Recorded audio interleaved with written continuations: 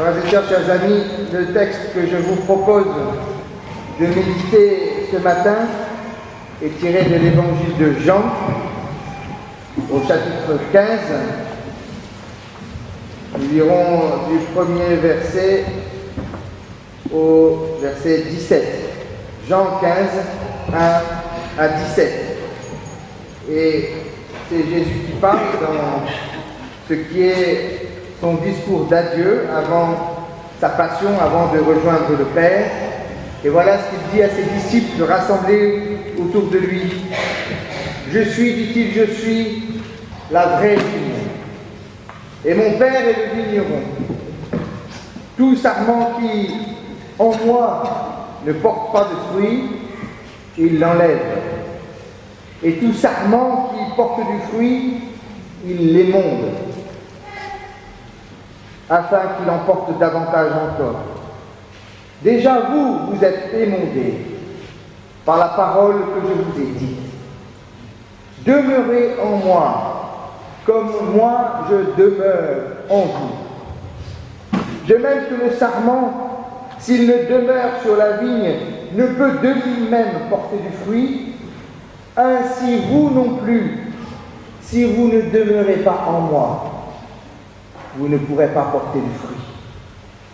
Je suis la vigne, vous êtes les sarments.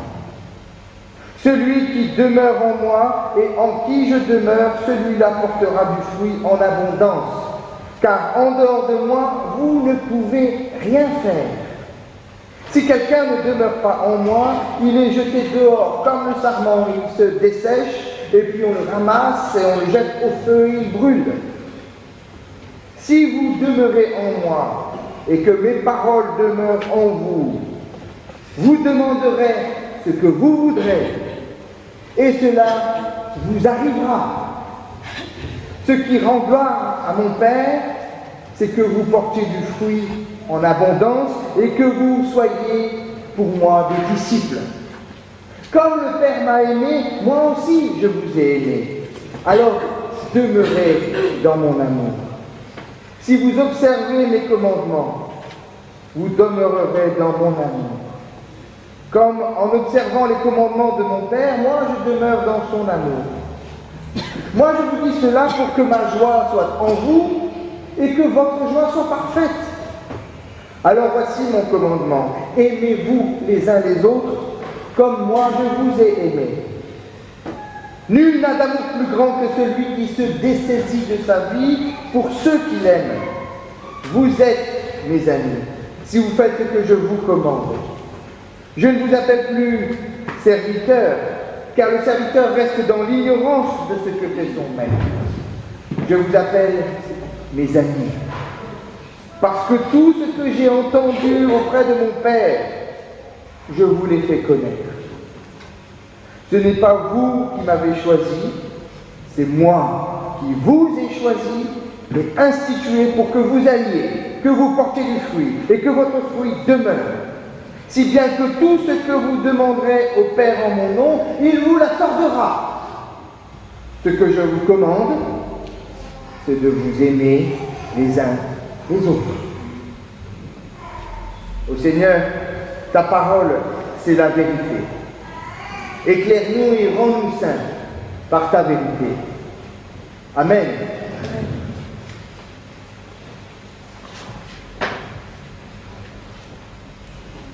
Chers amis, vous le savez, notre vie est faite de choix. Prendre des décisions, discerner, sélectionner, prendre des risques, se tromper peut-être, mais choisir, c'est éliminer.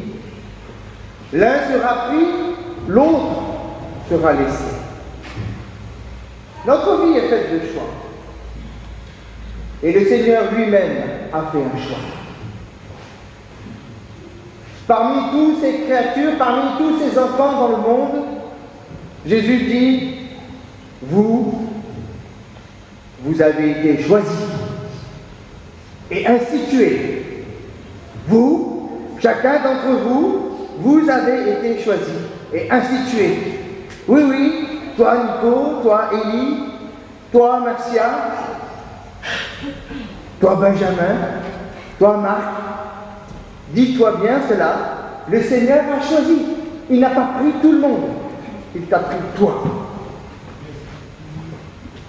Tu as été, j'ai été, nous avons été désignés, recrutés. Comme un sélectionneur choisit son équipe de foot et prend les meilleurs, ceux qui vont gagner, ceux dont il pense qu'ils vont gagner, vous êtes l'équipe de foot du Seigneur. Et non seulement il vous a choisi, institué, mais aussi, dit l'évangile de Jean, il vous a équipé.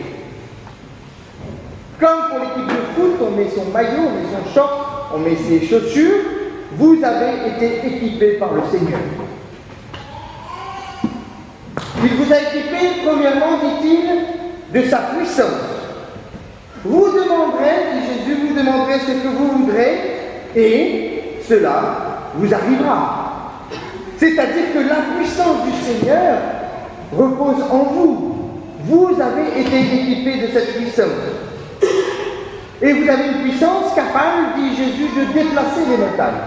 Vous pouvez dire à cette montagne, mets-toi dans la mer, elle se mettra dans la mer. Vous avez cette puissance qui vient de Dieu.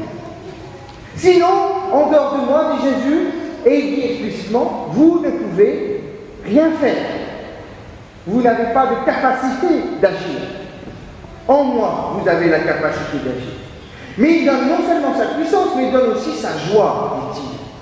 Je vous dis cela pour que ma joie soit en vous et que votre joie soit parfaite. Je continue mon image. Quand les Congolais ont gagné contre les Congolais,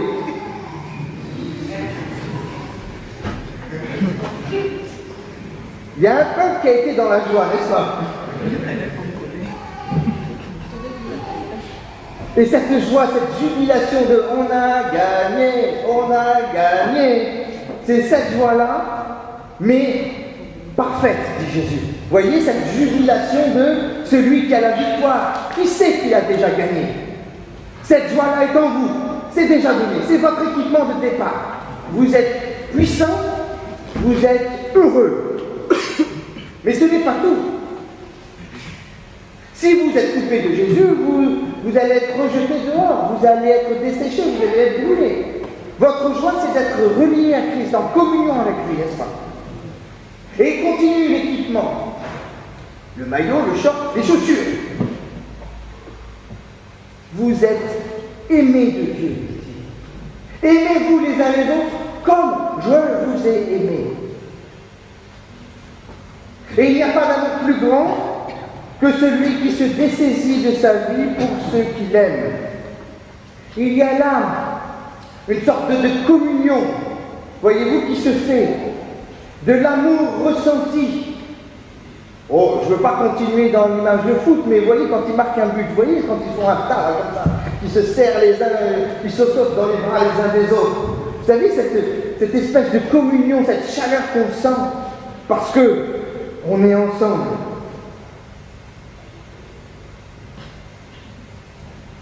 Puissance, joie, amour. Et dernier équipement, pour la victoire, la connaissance, dit Jésus. Tout ce que j'ai entendu de mon Père, je vous l'ai communiqué, tout. Vous savez tout, vous en savez autant que moi, dit Jésus. Je vous ai tout dit, je n'ai rien gardé de côté. C'est-à-dire que dans l'équipe, vous savez, vous connaissez le but, vous connaissez la stratégie, vous savez quelle est la volonté du Père. Dieu a tellement aimé le monde qu'il a donné son Fils unique afin que quiconque croit en lui ne périsse pas, mais qu'il ait la vie éternelle. C'est ça son but, que nous ayons la vie éternelle, que le monde puisse avoir la vie éternelle. Nous sommes informés de tout, du but poursuivi et des moyens d'y parvenir. Nous le savons. Puissance, joie, amour, connaissance. 4 mots qu'il nous faut garder, qu'il nous faut mâcher, dont il nous faut mesurer toute la puissance. Je vous propose de retenir cela en une phrase simple. qui résume ce que Jésus nous dit, qui résume l'équipement dont nous disposons pour jouer dans l'équipe du Seigneur. Nous savons, nous avons la connaissance, nous savons que la puissance de l'amour procure la joie parfaite. Retenez cela. Nous savons que la puissance de l'amour procure la joie parfaite. Voilà notre équipement, mes amis. Notre équipement pour agir, pour porter du fruit. Quand les disciples montrent et partagent ce qu'ils ont reçu, le Père est glorifié. Ce qui glorifie mon Père, dit Jésus, c'est que vous portiez du fruit en abondance et que vous soyez pour moi des disciples. Voilà qui est bon. Voilà qui est bon. Mais prenons le temps de savourer cette bonne nouvelle. Prenons le temps de nous arrêter une minute pour jouir de ce cadeau immense qui nous est fait. Allez, permettons-nous une minute d'égoïsme pour savourer ça. Nous savons que la puissance de l'amour infini procure une joie parfaite. Prenons-en soin en nous. Laissons-nous pénétrer par cela. L'amour infini de Dieu qui nous rend puissants et qui nous rend heureux. Goûtez, savourez, profitez-en. Mais une minute seulement. Une minute seulement parce qu'il va falloir aller au boulot. Pour les autres, pour le monde, pour porter du fruit. Bref, tout simplement pour faire notre travail, notre raison d'être. Je suis la vigne, vous êtes les sarments. Votre rôle, c'est de porter du fruit. Si vous ne portez pas du fruit, c'est coupé. Tout sarment qui en moi ne porte pas du fruit, dit Jésus, on l'enlève. Je vous ai choisi, dit-il, pour que vous portiez du fruit. C'est là notre raison d'être. Donc si nous avons joui une minute de ce cadeau de manière un peu égoïste, immédiatement il va falloir que nous nous mettions au travail. Sinon nous allons être coupés. Voilà, il s'agit de nous mettre au travail. Je veux faire une petite remarque au début. Je souligne très fortement que ce cadeau de Dieu pour nous, puissance, joie, amour et connaissance, c'est un équipement qui nous est donné au départ. Et ça n'est pas une récompense qui nous sera donnée à la fin. Si je continue mon image d'équipe de foot, c'est votre équipement pour jouer. Ce n'est pas votre prime de fin de match. Vous ne recevez pas ça parce que vous avez gagné le match. Vous recevez ça pour jouer le match.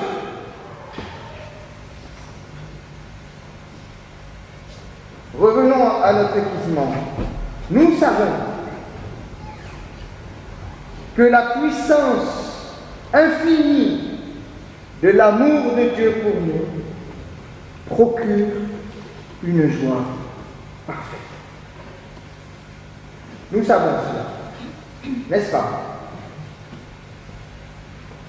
Mais nous savons aussi que le vigneron attend que ce ne soit pas que des mots. Il vient chercher des fruits. Ce n'est pas pour nous. C'est-à-dire que nous n'avons pas d'existence propre pour nous-mêmes. Un joueur de foot est là pour faire gagner son équipe, n'est-ce pas? Gagner ne peut être qu'en équipe. Et c'est justement ce point précis qui inquiète Jésus au moment de son départ.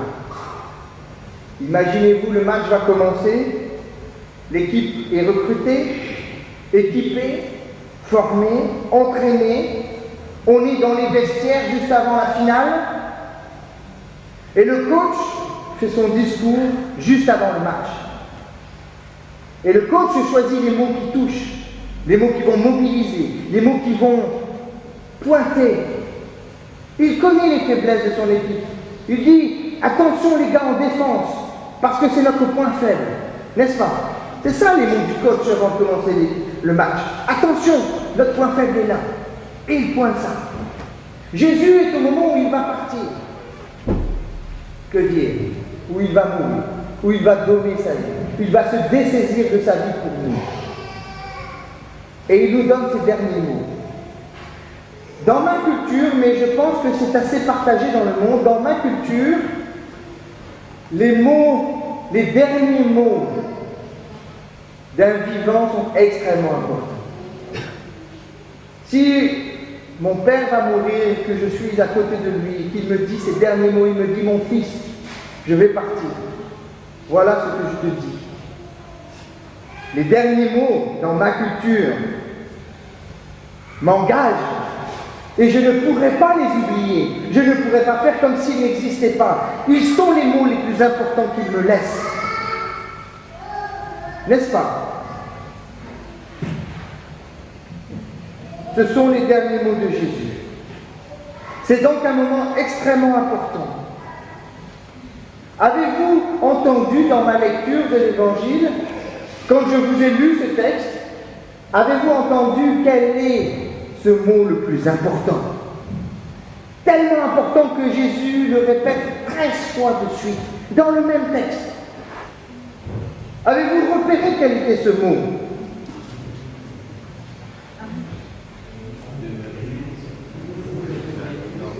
Demeurez dans mon amour. Demeurez dans mon amour. Demeurez dans mon amour. Demeurez dans mon amour. 13 fois, il le dit. C'est-à-dire que ce mot demeurer, il est employé à peu près 100 fois dans la Bible.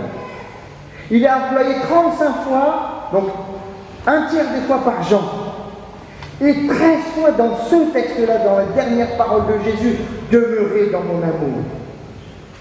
Au verset 4, 5, 6, 7, 9, 10, 12, 16, il y a le mot « demeurer dans mon amour ».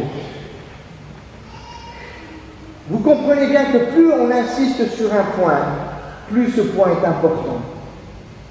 Ce point est un point de fragilité. Ce point est un point de faiblesse.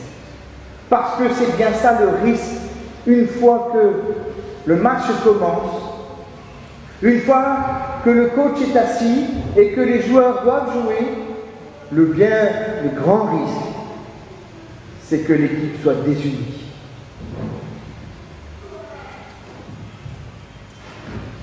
Ce texte fait écho de manière extrêmement précise à ce qui s'est passé dans la communauté de l'apôtre Jean, Jean l'Ancien, celui qui rédige l'Évangile. Il s'est passé dans l'église de Jean une crise extrêmement grave que je veux vous raconter pour que vous mesuriez bien l'enjeu. Et cette crise fait écho à ce que nous pouvons vivre nous ici au Maroc, dans le AM.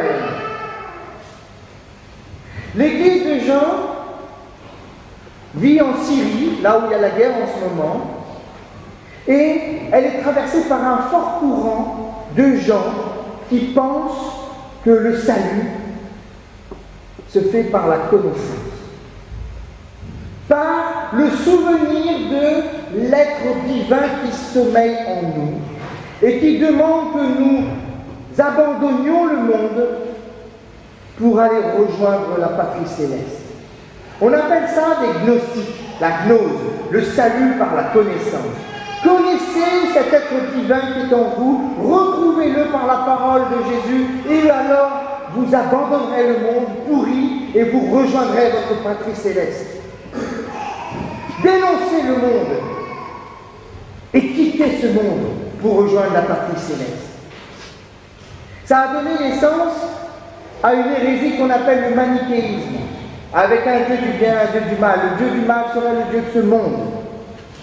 Et l'évangile de Jean, Jean l'Ancien, Jean l'apôtre dit « Dieu aime le monde ». Il dit « Dieu aime tellement le monde qu'il a choisi de planter sa tente parmi nous. Il a pris corps. Le Verbe s'est fait chair.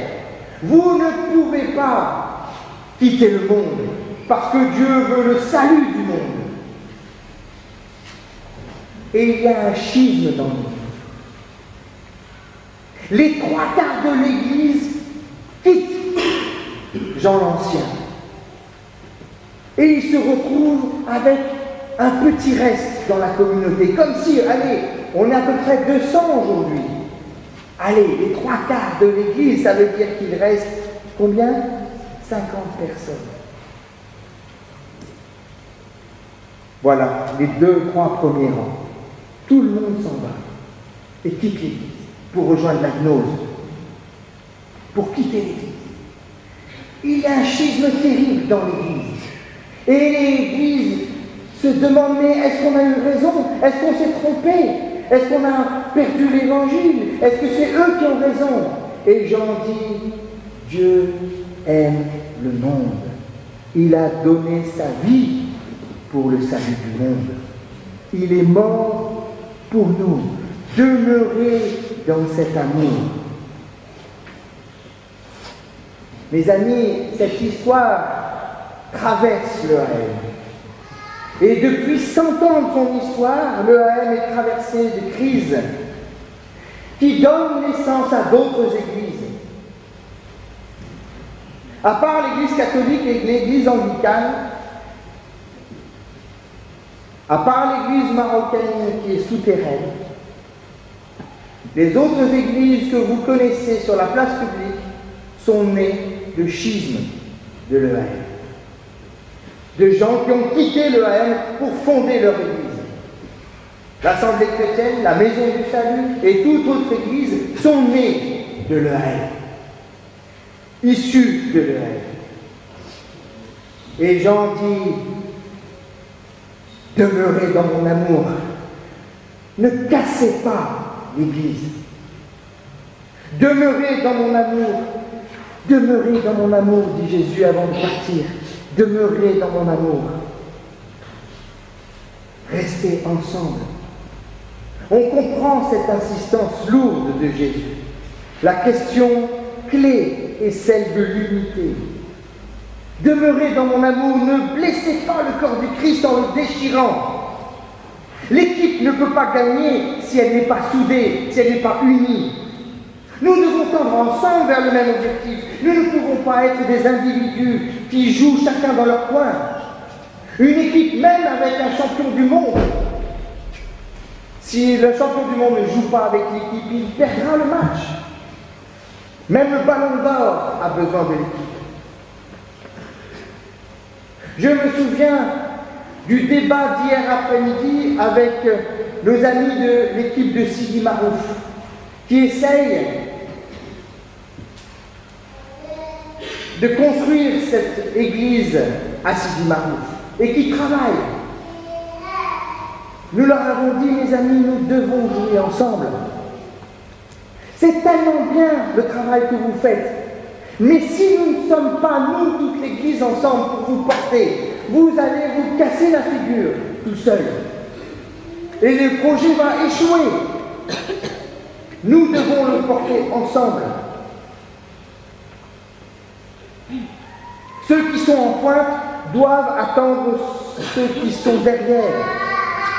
Demeurez en Christ et Christ en nous. Restez attachés au corps de Christ. Sinon, on se coupe de la source. On se coupe de ce qui donne la sève. On se coupe de ce qui donne l'énergie vitale, de ce qui apporte la nourriture. Et on finit. Là, je peux retirer mes chaussures comme Moïse devant le buisson ardent. Je suis à la maison. C'est le lieu de mon intimité. C'est le lieu où je me sens protégé. C'est le lieu de mon refuge. Ma maison, notre maison. Et le lieu où je suis moi-même, sans masque, sans effort, sans faire semblant, sans jouer un rôle. C'est mon église. Il faut que nous nous approprions notre église. Tant que vous ne pouvez pas dire c'est mon église, vous ne demeurez pas au sens où vous n'avez pas de demeure. Nous avons fait des statistiques, mes amis, pour connaître l'an dernier, il y a 2 ans, je ne sais plus, sur l'appartenance des membres de notre église. Et nous avons eu une surprise énorme. Nous avons découvert que seul 1/3, 30% des membres de l'église pensaient que le AM était leur église. Ça veut dire que 66% pensent et vivent dans plusieurs églises en même temps. Certains viennent à l'EAM le matin, à l'église catholique l'après-midi, à peu près 20%. Certains vont ici le matin à l'Assemblée chrétienne à notre moment, à la Maison du Salut, ou suivent sur le web, ou pensent qu'ils envoient la dîme au pays. Quelle est ta maison? Quelle est ta maison? Où demeures-tu? C'est pas parce que tu habites une maison que tu vas dénigrer la maison du voisin. Mais ta maison est le lieu où tu es chez toi. Il faut que cette église devienne notre maison, notre église. Nous devons porter le maillot de notre équipe. C'est la seule possibilité pour que nous puissions jouer le match entre nous. Nous nous reconnaissons parce que nous portons le même maillot. Nous faisons partie de la même famille. Mais demeurer veut dire aussi persévérer dans le temps. Demeurer veut dire faire un effort pour résister, pour aller plus loin, pour persévérer quand c'est difficile. Jean 8 dit, si vous demeurez dans ma parole, vous êtes vraiment mes disciples. Vous connaîtrez la vérité et la vérité vous rendra libre. Restez ferme, voyez-vous. Demeurer veut dire rester ferme, ne pas trembler. Affermir, comme dans la vision de l'Église, affermir tes piquets. Ne ménage pas tes efforts. Tiens bon quand c'est difficile. Traverse les obstacles. Voyez, c'est comme dans un mariage. Un mariage n'est pas un amour sous condition. Le jeune marié ne dit pas à sa future épouse « Je me marie avec toi tant que tu es jeune et appétissante ». Et la mariée ne dit pas à son futur époux « Je me marie avec toi tant que tu es riche, tant que tu as du flouze. Le jour où tu seras propre, je m'en vais. » N'est-ce pas? Un amour sous condition, c'est un amour qui dit « Je t'aime tant que tu es comme ci ou comme ça. Tant que tu m'obéis, je t'aime. Le jour où tu me désobéis, où tu as ton propre avis, je t'aime plus. Le jour où tu me fâches, je t'aime plus. Le jour où tu me dis quelque chose sur lequel je ne suis pas d'accord, je t'aime plus. Et je m'en vais. Est-ce qu'un mariage peut tenir comme ça? Il y a dans notre église, j'ai visité une cellule cette semaine, comme je fais chaque semaine, et il y a une sœur qui a partagé son inquiétude de voir des défections parmi nos rangs, dans notre église, y compris parmi les responsables de notre église. Elle dit, j'ai peur, je vois des membres de notre église qui étaient des responsables qui passaient devant, qui se vont dans les autres églises, et qui se retrouvent dans les autres églises. Et j'ai peur de voir tous ces gens partir comme s'il y avait une hémorragie. Et c'est vrai que des gens quittent nos rangs, et critiquent l'église. Il n'y a pas d'amour, il n'y a pas le Saint-Esprit. Le pasteur ne prie pas. On ne nous nourrit pas assez. On ne me donne pas la place à laquelle j'ai droit. Mes amis, tant que vous êtes dans l'église ne sera pas parfaite. Tant que je suis dans l'église ne sera pas parfaite. L'herbe est toujours plus verte ailleurs. Regardez dans l'assiette du voisin, vous verrez, il mange mieux que vous, c'est sûr.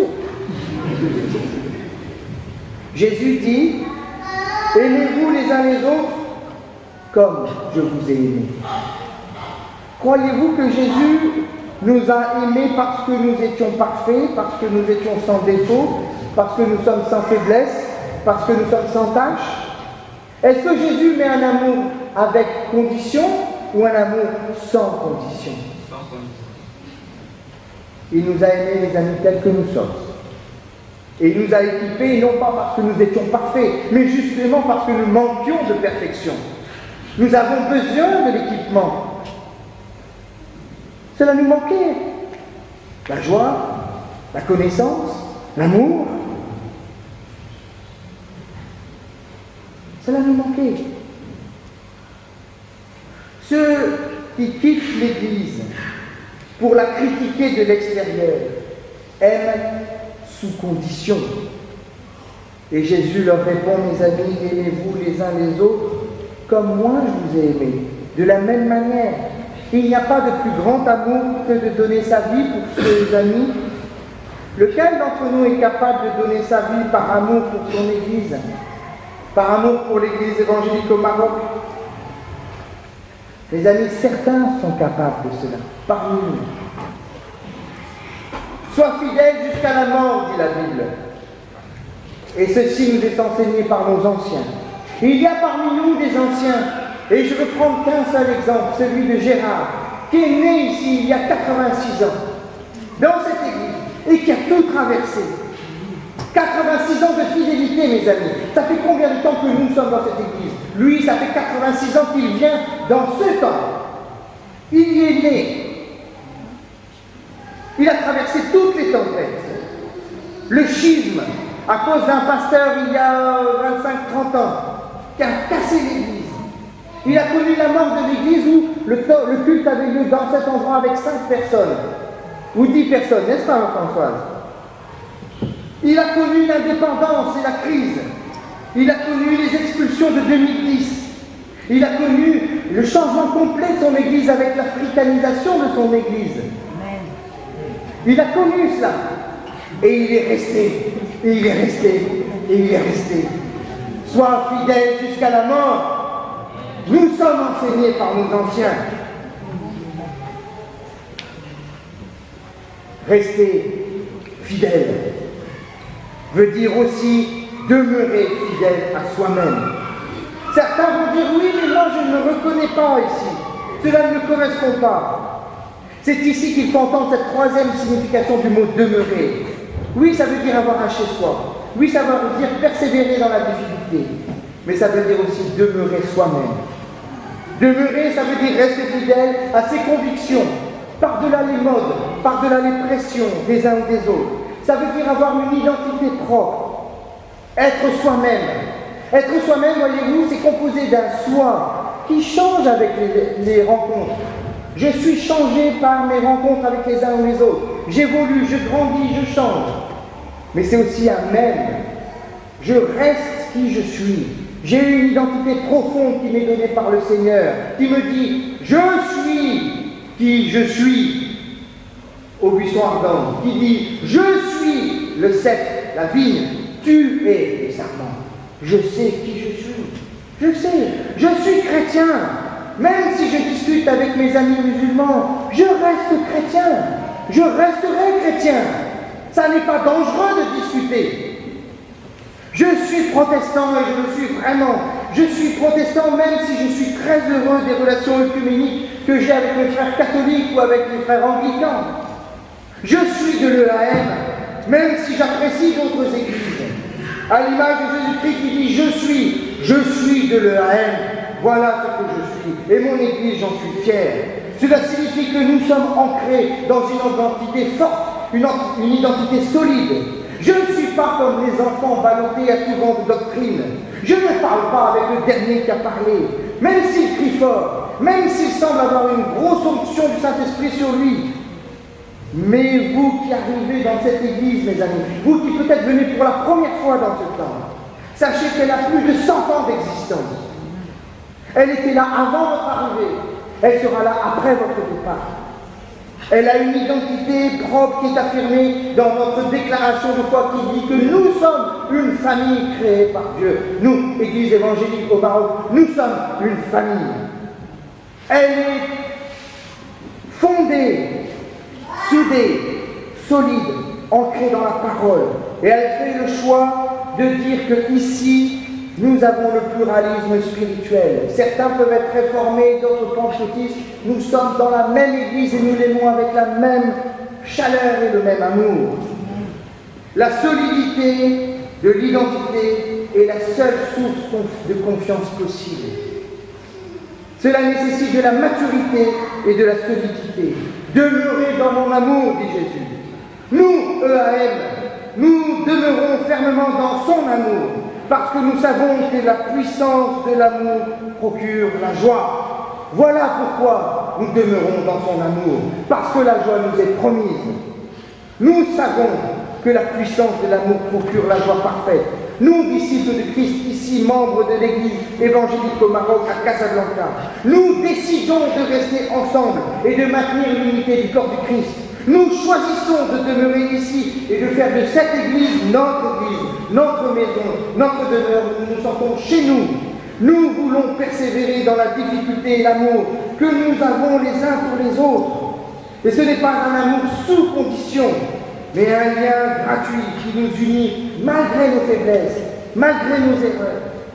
Nous voulons rester nous-mêmes en refusant d'être ballottés à tout vent de doctrine par ceux qui essayent de nous séduire, de nous bousculer. Nous prenons exemple sur nos aînés pour essayer de rester fidèles jusqu'à la mort. Alors, je veux terminer ici par une conclusion qui nous interpelle tous, mes amis. Demeurez dans mon amour, demande et exige que nous décidions et que nous engageons. Voici mon commandement, dit Jésus. Aimez-vous les uns les autres comme moi je vous ai aimés. Et comment nous a-t-il aimés? Nul n'a de plus grand amour que celui qui se dessaisit de sa vie pour ceux qu'il aime. Aimer, ce n'est pas seulement ressentir une émotion, une chaleur dans son cœur. Aimer, ce n'est pas seulement faire des déclarations d'amour en disant « je t'aime, mon frère, ma soeur ». Aimer, c'est agir. C'est un engagement qui coûte. Arrêtons le blabla. Arrêtons des paroles en l'air. Arrêtons de mentir parce que nos paroles ne sont pas suivies par des actes. L'Église, le Seigneur réclame des fruits concrets et bien réels. Notre Église a besoin d'un intendant ici qui prenne soin de ses locaux, qui répare tout ce qui se casse jour le jour. Qui parmi nous se lève maintenant pour être l'intendant, pour dire je me consacre à cette mission? Nous avons besoin dans notre Église d'une équipe de cuisine digne de ce nom, parce qu'ils sont trop petits, elles sont 3 à 4 dans l'équipe. Et elles ont besoin de mains parce que nous voulons faire un apéritif après le culte et nous n'avons pas les forces suffisantes. Qui va se lever parmi vous pour dire moi je vais donner de mon temps après le culte et je vais faire? Qui va le faire? Je veux voir les mains qui se lèvent. Qui va s'engager dans ce travail? Nous avons besoin dans notre Église d'un responsable de la sono, parce qu'il faut faire des réglages, n'est-ce pas, Nicolas? Nous avons besoin de quelqu'un qui va être derrière les boutons, qui va tout régler pour que ça marche dimanche après dimanche. Qui va le faire? Nous avons besoin d'une équipe d'intégration qui fasse que chacun puisse connaître au moins 10 personnes dans l'Église. Qui va s'engager derrière Laetitia? Qui? Nous avons besoin d'argent. Voilà 5 mois que nous dépensons plus que ce que nous recevons. Voilà 5 mois que nous creusons un déficit. Nous avons perdu 20 000 dirhams sur nos réserves. Mes amis, l'argent de l'Église est dans votre poche. Elle est nulle part ailleurs. Si vous ne donnez rien, l'Église ne va pas vous voir vivre. Ce sont des fruits concrets. Ce n'est pas vous qui m'avez choisi, dit Jésus. C'est moi qui vous ai choisi, qui vous ai institué pour que vous alliez, que vous portiez du fruit et que votre fruit demeure. Amen. Parole de Dieu. Amen. Amen.